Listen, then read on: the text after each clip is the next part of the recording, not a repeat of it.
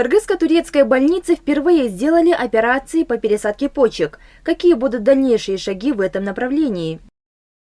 Такое событие в истории нашей страны происходит впервые. Мы попросили у братской Турции выделить нам 140 врачей для того, чтобы они обучили наших специалистов в течение 2-3 лет трансплантации внутренних органов, создали для них все необходимые условия. Они согласились, и работа началась. Пользуясь случаем, хочу выразить слова благодарности от имени всех кыргызстанцев господину Реджепу Таипу Эрдогану и турецким врачам. У нас в стране приблизительно более 3000 человек вынуждены получать гемодиализ.